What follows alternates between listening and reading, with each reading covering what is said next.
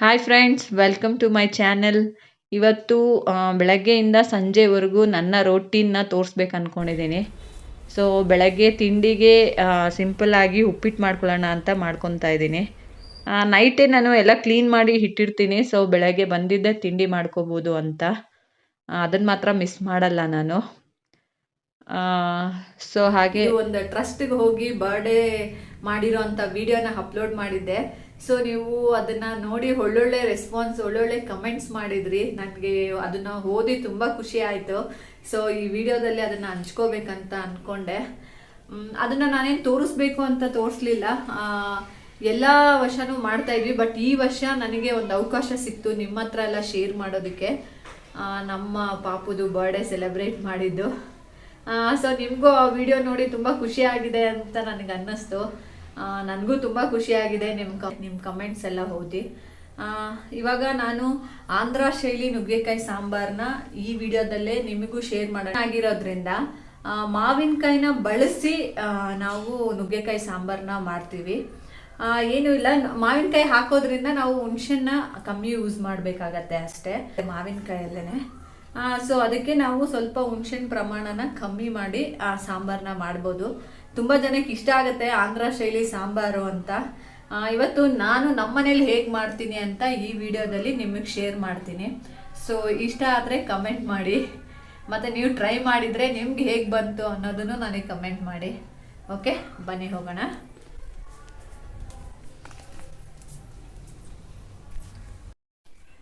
Friends, ಇದು ನುಗ್ಗೆಕಾಯಿ, ಬದನೆಕಾಯಿ ಎಲ್ಲ ಕುಯ್ದು ಈ ರೀತಿ ನೀರಲ್ಲಿ ಹಾಕ್ಕೊಂಡಿದ್ದೀನಿ. ಸೊ ಏಕೆಂದರೆ ಬದನೆಕಾಯಿ ಕಲರ್ ಚೇಂಜ್ ಆಗುತ್ತಲ್ಲ, ಸೊ ಅದಕ್ಕೆ ಈ ರೀತಿ ಹಾಕ್ಕೊಂಡಿದ್ದೀನಿ. ಆಮೇಲೆ ಇದು ಮಾವಿನಕಾಯಿ, ಗಿಣಿ ಮಾವಿನಕಾಯಿ ಅಂತಾರೆ. ಸೊ ಇದು ಹಣ್ಣಾಗೋಗಿದೆ. ಹಣ್ಣಾಗಿರೋ ಮಾವಿನಕಾಯಿ ಹಾಕಿದ್ರೆ ಅಷ್ಟು ಸಾಂಬಾರು ಟೇಸ್ಟ್ ಬರಲ್ಲ. ಸೊ ಕಾಯಾಗಿರೋದನ್ನೇ ಸಾಂಬಾರುಗಳಿಗೆ ಯೂಸ್ ಮಾಡಿದ್ರೆ ಚೆನ್ನಾಗಿರುತ್ತೆ. ಸೊ ಅದಕ್ಕೆ ನಾನು ಇವತ್ತು ಈ ಮಾವಿನಕಾಯಿನ ಹಾಕಿ ಸಾಂಬಾರು ಮಾಡೋದನ್ನ ನಿಮಗೆ ತೋರಿಸ್ತೀನಿ. ಓಕೆ, ಯಾಕಂದರೆ ಇದನ್ನು ಹಾಕ್ಬೋದು, ಬಟ್ ಇದು ಆಲ್ಮೋಸ್ಟ್ ಹಣ್ಣು ಆಗ್ತಾ ಬರ್ತಾ ಇದೆ. ಸೊ ಹಣ್ಣು ಹಾಕಿದ್ರೆ ಅಷ್ಟು ಸಾಂಬಾರು ನಿಮಗೆ ಚೆನ್ನಾಗಿ ಇರಲ್ಲ. ಸೊ ಇದನ್ನು ಹಾಕಿ ಇವತ್ತು ನಿಮಗೆ ತೋರಿಸ್ತೀನಿ. ಸೊ ಮಾವಿನಕಾಯಿನ ಫಸ್ಟು ನೀವು ಈ ರೀತಿ ಸಣ್ಣ ಸಣ್ಣದಾಗಿ ಕಟ್ ಮಾಡ್ಕೊಳ್ಳಿ. ವಾಶ್ ಮಾಡಿಬಿಟ್ಟು, ಇದು ಚಿಪ್ಪೆ ಏನು ತೆಗೆಯೋದೇನು ಬೇಕಾಗಿಲ್ಲ, ಹಾಗೆ ಹಾಕಿದ್ರೇ ಚೆನ್ನಾಗಿರುತ್ತೆ. ನೀಟಾಗಿ ವಾಶ್ ಮಾಡಿಕೊಂಡು ಸ್ವಲ್ಪ ದಪ್ಪ ದಪ್ಪ ಪೀಸಾಗೆ ಕಟ್ ಮಾಡ್ಕೊಳ್ಳಿ. ಏಕೆಂದರೆ ಸಾಂಬಾರು ಹಾಕ್ತೀವಲ್ಲ, ತುಂಬ ಚಿಕ್ಕ ಚಿಕ್ಕದಿದ್ದರೆ ಅದರಲ್ಲೇ ಫುಲ್ಲು ಕರ್ಗೋಗ್ಬಿಡುತ್ತೆ. ಸೊ ಅದಕ್ಕೆ ಮೀಡಿಯಮ್ ಸೈಜಲ್ಲಿ ಎಲ್ಲ ಮಾವಿನಕಾಯಿನ ಸಣ್ಣ ಸಣ್ಣದಾಗಿ ಕಟ್ ಮಾಡಿಕೊಂಡು ಒಂದು ನೀರಲ್ಲಿ ಹಾಕಿ ಇಟ್ಕೋಬೇಕಾಗತ್ತೆ. ಸೊ ಈಗ ಫ್ರೆಂಡ್ಸ್, ಇದು ಬೇಳೆನ ಕುಕ್ಕರಲ್ಲೇ ಬೇಯಿಸ್ಕೊತೀವಿ ನಾವು. ಫಸ್ಟು ಕುಕ್ಕರಲ್ಲೇ ಬೇಯಿಸಿ ಈ ರೀತಿ ಇದಿರುತ್ತಲ್ಲ, ಇದರಲ್ಲಿ ಚೆನ್ನಾಗಿ ಮ್ಯಾಶ್ ಮಾಡ್ಕೊತೀವಿ. ಸೊ ಸ್ವಲ್ಪ ನುಣ್ಣಗೆ ಹಾಕಬೇಕು. ಸೊ ಒಂದೊಂದು ಬೇಳೆ ನುಣ್ಣಗೆ ಬೇಯುತ್ತೆ. ಇವತ್ತು ಯಾಕೋ ವಿಷಲ್ ಕಮ್ಮಿ ಇಟ್ಟಿದ್ದೀನಿ ಅನಿಸುತ್ತೆ, ಅದಕ್ಕೆ ಸ್ವಲ್ಪ ಬೇಯ್ದಿಲ್ಲ. ಅದಕ್ಕೆ ನಾನು ಈ ರೀತಿ ಮಾಡಿ ಇಟ್ಕೊತೀನಿ. ಸೊ ಇಲ್ಲಿ ಎಣ್ಣೆ ಇಟ್ಟಿದ್ದೀನಿ. ಸ್ವಲ್ಪ ಸಾಸಿವೆ ಇದಾದಮೇಲೆ ಸ್ವಲ್ಪ ಕರಿಬೇವು ಹಾಕೊಳ್ಳಿ. ಆಮೇಲೆ ಕರಿಬೇವು ಸ್ವಲ್ಪ ಇದಾದಮೇಲೆ ಮತ್ತೆ ಈರುಳ್ಳಿ ಆ್ಯಡ್ ಮಾಡ್ಕೊಳ್ಳಿ. ಈರುಳ್ಳಿ ಆ್ಯಡ್ ಮಾಡಿಕೊಂಡು ಸ್ವಲ್ಪ ಈರುಳ್ಳಿ ಸ್ವಲ್ಪ ಕಲರ್ ಚೇಂಜ್ ಆಗೋಷ್ಟು ಫ್ರೈ ಮಾಡಿ. ಸೊ ಯೂಶಲಿ ನಾವು 3 ಟೊಮೆಟೊ ತೊಗೋತೀವಿ, ಬಟ್ ಇವತ್ತು ಮಾವಿನಕಾಯಿ ಹಾಕೋದ್ರಿಂದ ನಾನು 2 ತೊಗೊತಾ ಇರೋದು, ಸಾಕಾಗುತ್ತೆ 2. ಇದು ಹುಳಿ ಟೊಮೆಟೊ ಹಾಕ್ತಾ ಇರ್ತೀವಲ್ಲ, ಸೊ ಇದರಲ್ಲೇ ಹುಳಿ ಇರುತ್ತೆ. ತುಂಬ ಹುಳಿ ಆಗೋದ್ರೂ ಸಾಂಬಾರು ಚೆನ್ನಾಗಿ ಬರಲ್ಲ, ಅದಕ್ಕೆ 2 ಟೊಮೆಟೊ ಸಾಕು. ಸ್ವಲ್ಪ ಸಾಲ್ಟ್ ಹಾಕಿದ್ಮೇಲೆ, ಸಾಲ್ಟ್ ಹಾಕೋದ್ರಿಂದ ಬೇಗ ಟೊಮೆಟೊ ಇದಾಗತ್ತೆ, ಮ್ಯಾಶ್ ಆಗಿಬಿಡತ್ತೆ ಬೇಗ.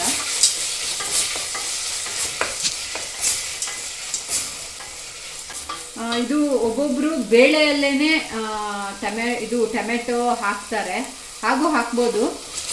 ಬಟ್ ನಾನು ಈ ರೀತಿನೇ ಮಾಡ್ತೀನಿ. ಫಸ್ಟು ಈರುಳ್ಳಿ ಟೊಮೆಟೊ ಹಾಕ್ಕೊಂಡು ಆಮೇಲೆ ಇದನ್ನು ಸ್ವಲ್ಪ ಫುಲ್ಲು ಬೇಯ್ದಾದ್ಮೇಲೆ ನಾನು ನುಗ್ಗೆಕಾಯಿ ಬದನೆಕಾಯಿ ಇರುತ್ತಲ್ಲ ಅದನ್ನು ಹಾಕೊತೀನಿ. ಇದ್ರ ಜೊತೆನೇ ನಾವು ಮಾವಿನಕಾಯಿ ಹಾಕೋಬಾರ್ದು, ಯಾಕಂದರೆ ಮಾವಿನಕಾಯಿ ಬೇಗ ಬಾಯ್ಲ್ಡ್ ಆಗೋಗುತ್ತೆ. ಹಾಗಾಗಿ ಸ್ವಲ್ಪ ಲೇಟಾಗಿ ಹಾಕೋಬೇಕು. ಯಾವಾಗ ಹಾಕೋಬೇಕು ಅಂತ ನಾನು ತೋರಿಸ್ತೀನಿ ನಿಮಗೆ. ಸೊ ಟೊಮೆಟೊ ಎಲ್ಲ ಸ್ವಲ್ಪ ಚೆನ್ನಾಗಿ ಮ್ಯಾಶ್ ಆದಮೇಲೆ ನಾವು ಕಟ್ ಮಾಡಿ ಇಟ್ಕೊಂಡಿರ್ತೀವಲ್ಲ ಬದನೆಕಾಯಿ ಮತ್ತು ನುಗ್ಗೆಕಾಯಿನ ನೀಟಾಗಿ ವಾಶ್ ಮಾಡಿ ಆ್ಯಡ್ ಮಾಡ್ಕೊಳ್ಳಿ.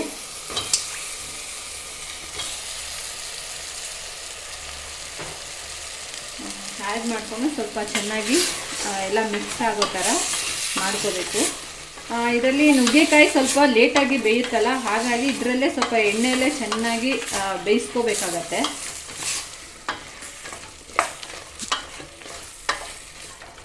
ಇದರಲ್ಲಿ ಚೆನ್ನಾಗಿ ಬೇಯಿಸಿ ನಾನು ಇದಕ್ಕೆ ಸ್ವಲ್ಪ 2 ಸ್ಪೂನ್ ಚಿಲ್ಲಿ ಪೌಡರ್ ಹಾಕ್ತೀನಿ. 2 ಸ್ಪೂನ್ ಅಂದರೆ ನನ್ನ ಹತ್ರ ಇರೋವಂಥ ಸಣ್ಣ ಸ್ಪೂನಲ್ಲಿ. ಸೊ ಹೊರಗಡೆ ಸಿಗುತ್ತಲ್ಲ ಸಾಂಬಾರ್ ಪೌಡರ್, ಅದನ್ನು ಹಾಕೋಬೋದು. ಇದು ನಮ್ಮ ಮಮ್ಮಿನೇ ನನಗೆ ಪ್ರಿಪೇರ್ ಮಾಡಿಕೊಡ್ತಾರೆ. ಸೊ ಸಾಂಬಾರ್ ಪೌಡರು ಅದನ್ನು 2 ಸ್ಪೂನ್ ಹಾಕೊಳ್ಳಿ. ಸೊ ನೀವು ಹೊರಗಡೆಯಿಂದ ತಂದು ಮಾಡ್ತೀನಿ ಅಂತಂದರೆ ಅದು ಆಚಿ ಸಾಂಬಾರ್ ಪೌಡರ್ ಬರುತ್ತಲ್ಲ, ಅದನ್ನು ಯೂಸ್ ಮಾಡ್ಬೋದು. ಸೊ ಅದು ತುಂಬ ಒಳ್ಳೆ ಟೇಸ್ಟ್ ಕೊಡುತ್ತೆ ಸಾಂಬಾರ್ಗೆ. ಸ್ವಲ್ಪ ಎಲ್ಲ ಮಿಕ್ಸ್ ಆಗೋ ಥರ ಮಿಕ್ಸ್ ಮಾಡಿ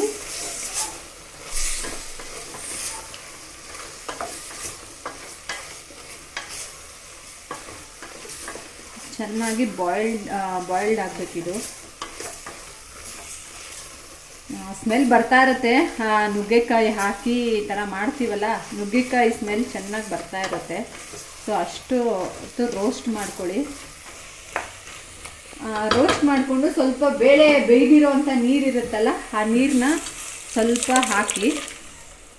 ಹಾಕಿಬಿಟ್ಟು ಸ್ವಲ್ಪ ಹೊತ್ತು ಬೇಯಕ್ಕೆ ಬಿಡಿ. ಯಾಕಂದರೆ ನುಗ್ಗೆಕಾಯಿ ಬೇಯಬೇಕಾಗತ್ತೆ, ಸ್ವಲ್ಪ ಚೆನ್ನಾಗಿ ಬೇಯಿದ್ರೇ ಅದು ಚೆನ್ನಾಗಿರುತ್ತೆ. ಸೊ ಅದಕ್ಕೆ ಈ ರೀತಿ ಕುಕ್ ಮಾಡೋಕ್ಕೆ ಒಂದು ಸ್ವಲ್ಪ ಹೊತ್ತು ಈ ರೀತಿ ಸ್ವಲ್ಪ ಹೊತ್ತು ಬಾಯ್ಲ್ಡ್ ಆಗಲಿ. ಸೊ ಕ್ಲೋಸ್ ಮಾಡಿ ಇಟ್ಬಿಡ್ತೀನಿ ನಾನು ಲಿಡ್ಡು. ಒಂದು 10 ಮಿನಿಟ್ಸ್ ಬಿಟ್ಟರೆ ಫುಲ್ಲು ನುಗ್ಗೆಕಾಯಿ ಬಾಯ್ಲ್ಡ್ ಆಗಿರುತ್ತೆ. ಓಕೆ, ಬಾಯ್ಲ್ಡ್ ಆಗಿದೆ ಚೆನ್ನಾಗಿ, ಸ್ವಲ್ಪ ಬಾಯ್ಲ್ಡ್ ಆಗಿದೆ. ಈ ಟೈಮಲ್ಲಿ ನಾವು ಕಟ್ ಮಾಡಿ ಇಟ್ಕೊಂಡಿರೋವಂಥ ಮಾವಿನಕಾಯಿನ ಸೇರಿಸ್ಬೇಕಾಗತ್ತೆ. ಈ ಬಿಸಿ ಸಾಂಬಾರು ಬಿಸಿ ಆಗ್ತಿರುತ್ತೆ, ಅದರಲ್ಲೇ ಚೆನ್ನಾಗಿ ಅಷ್ಟೇ ಬಿಸಿ ಸಾಕು ಮಾವಿನಕಾಯಿಗೆ. ಇಲ್ಲ ಅಂದರೆ ಎಲ್ಲ ಕರ್ಗೋಗುತ್ತೆ ಸಾಂಬಾರಲ್ಲೇ, ಬಾಯಿಗೆ ಸಿಗಲ್ಲ. ಸೊ ಈ ರೀತಿ ಹಾಕಿ ಮಾವಿನಕಾಯಿ ಹಾಕಿದ ತಕ್ಷಣ ನೀವು ಇನ್ನು ಉಳಿದಿತ್ತಲ್ಲ ಬೇಳೆಕಟ್ಟು, ಆ ಬೇಳೆಕಟ್ಟನ್ನ ಮಿಕ್ಸ್ ಮಾಡ್ಕೊಬಿಡ್ಬೇಕಾಗತ್ತೆ. ಮಿಕ್ಸ್ ಮಾಡಿಕೊಂಡು ನಿಮಗೆ ಎಷ್ಟು ಬೇಕೋ ಅಷ್ಟು ನೀರು ಇಟ್ಕೊಂಡು ಒಂದು 10 ಮಿನಿಟ್ಸು ಚೆನ್ನಾಗಿ ಕುದಿಬೇಕು. ಹಾಗಾಗಿ ತುಂಬ ಈಗ ಒಂದು 10 ಮಿನಿಟ್ಸು ಎಷ್ಟು ಬೇಕೋ ಅಷ್ಟು ನೀರು ಹಾಕಿ ಬಾಯ್ಲ್ಡ್ ಮಾಡೋಕ್ಕೆ ಬಿಡಿ ಫ್ರೆಂಡ್ಸ್. ಇವಾಗ ಚೆನ್ನಾಗಿ ಕುದಿಯೋಕ್ಕೆ ಬಿಡಿ ಒಂದು 10 ಮಿನಿಟ್ಸು. ಚೆನ್ನಾಗಿ ಕುದ್ಮೇಲೆ ನೀವು ಬೇಕಾದ್ರೆ ಸ್ವಲ್ಪ ಕೊತ್ತಂಬರಿ ಆ್ಯಡ್ ಮಾಡ್ಕೋಬೋದು ಇದಕ್ಕೆ ಲಾಸ್ಟಲ್ಲಿ. ಸೊ ಫ್ರೆಂಡ್ಸ್, ರೆಡಿ ಆಯಿತು ಸಾಂಬಾರು. ಮಧ್ಯಾಹ್ನದ ಲಂಚು ಇವತ್ತು ನುಗ್ಗೆಕಾಯಿ ಮಾವಿನಕಾಯಿ ಹಾಕಿರೋ ಅಂಥ ನುಗ್ಗೆಕಾಯಿ ಸಾಂಬಾರು. ತುಂಬ ರುಚಿ ಇರುತ್ತೆ, ತುಂಬ ಚೆನ್ನಾಗೂ ಇರುತ್ತೆ. ಇದು ನಮ್ಮ ಅಜ್ಜಿ ಕಾಲದಿಂದ ಈ ರೀತಿಯೇ ಈ ಸೀಸನಲ್ಲಿ ಈ ಸಾಂಬಾರು ಮಿಸ್ ಇಲ್ಲದೆ ಮಾಡ್ತೀವಿ ನಾವು. ಇದು ರೈಸ್ಗೆ ತುಂಬ ಚೆನ್ನಾಗಿರೋದು. ಇಲ್ಲಿ ನೋಡಿ ಫ್ರೆಂಡ್ಸ್, ಏನೋ ಸಂಗೀತ ಹೋಟೆಲ್ ಅಂತ ಬರೆದಿದ್ದಾಳೆ ನನ್ನ ಮಗಳು. ನಾನಲ್ಲಿ ವಿಡಿಯೋ ಮುಗಿಸಿ ಬರೋ ಅಷ್ಟಕ್ಕೆ ನಾನು ಹೆಂಗೆ ಮಾಡಿದ್ದೀನೋ ಅದನ್ನೇ ನೋಡ್ಕೊಂಡು ಬಂದು ನಾನು ಕಟ್ ಮಾಡಿರೋದನ್ನ ಸ್ವಲ್ಪ ತೊಗೊಂಡು ಬಂದು ನೋಡಿ ಎಲ್ಲ ಅವಳು ಕುಕ್ಕಿಂಗ್ ಮಾಡಿದ್ದಾಳೆ ಅವಳು ಕಿಚನ್ ರೂಮಲ್ಲಿ. ಫ್ರೆಂಡ್ಸ್, ಇದು ಕಮೆಂಟ್ ಬಾಕ್ಸಲ್ಲಿ ನೀವು ಈ ಮರ ಯಾವುದು ಅಂತ ಕೇಳ್ತಾ ಇದ್ರಿ. ಇದು ಮಾವಿನಕಾಯಿ ಮರ. ಹೋದ ವರ್ಷ ಇದರಲ್ಲಿ ತುಂಬ ಚೆನ್ನಾಗಿ ಮಾವಿನಕಾಯಿ ಎಲ್ಲ ಬಿಟ್ಟಿತ್ತು. ಯಾಕೋ ಈ ವರ್ಷ ನೀರು ಸಾಕಾಗಿಲ್ಲ ಅನಿಸುತ್ತೆ, ಅದಕ್ಕೆ ಬಿಟ್ಟಿಲ್ಲ. ಈ ಪ್ರಾಪರ್ಟಿ ಓನರು ಹೋದ ವರ್ಷ ಒಂದು 2-3 ಬ್ಯಾಗ್ ಅಷ್ಟು ಮಾವಿನಕಾಯಿ ಕಿತ್ತಿದ್ರು. ನಮಗೂ ಒಂಚೂರು ಕೊಟ್ಟಿದ್ರು ಹೋದ ವರ್ಷ, ಬಟ್ ಈ ವರ್ಷ ಯಾಕೋ ಬಿಟ್ಟೇ ಇಲ್ಲ. ಚೆನ್ನಾಗಿ ಚಿಗುರಿದೆ, ಬಟ್ ಮಾವಿನಕಾಯಿ ಯಾಕೋ ಬಂದಿಲ್ಲ. ಫ್ರೆಂಡ್ಸ್, ರೈಸು, ನುಗ್ಗೆಕಾಯಿ, ಮಾವಿನಕಾಯಿ ಎಲ್ಲ ಹಾಕಿರೋ ಅಂಥ ಸಾಂಬಾರು ಇವತ್ತು ಮಧ್ಯಾಹ್ನಕ್ಕೆ ಲಂಚ್. ಓಕೆ, ಲಂಚ್ ಮುಗಿಸ್ಕೊಂಡು ನಿಮಗೆ ನಾನು ಮತ್ತೆ ಈ ವಿಡಿಯೋನ ಕಂಟಿನ್ಯೂ ಮಾಡ್ತೇನೆ. ಓಕೆ, ಹಾಗೆ ಫ್ರೆಂಡ್ ನೈಟು ಅದೇ ಸಾಂಬಾರಿಗೆ ಚಪಾತಿ ಮಾಡ್ಕೊಂಡಿದ್ದೆ. ಸೊ ಚಪಾತಿ ಮಾಡಿ ಕಿಚನ್ ರೂಮ್ ಎಲ್ಲ ಕ್ಲೀನ್ ಮಾಡಿದ್ರೆ ನನ್ನ ಡೈಲಿ ರೋಟೀನ್ ಮುಗಿಯುತ್ತೆ, ಇಲ್ಲಿಗೆ ಎಂಡ್ ಆಗುತ್ತೆ. ಸೊ ನಾನು ಹಾಗೆ ಈ ವಿಡಿಯೋನು ಇಲ್ಲೇ ಎಂಡ್ ಮಾಡೋಣ ಅಂದ್ಕೊಂಡಿದ್ದೀನಿ. See you in the next vlog. Please friends, ಯಾರಾದರೂ ನನ್ನ ಚಾನಲ್ ಸಬ್ಸ್ಕ್ರೈಬ್ ಮಾಡ್ಕೊಂಡಿಲ್ಲ ಅಂದರೆ ಪ್ಲೀಸ್ ಸಬ್ಸ್ಕ್ರೈಬ್ ಮಾಡ್ಕೊಳ್ಳಿ, ಲೈಕ್ ಮಾಡಿ. Thank you. See you in the next vlog. Bye.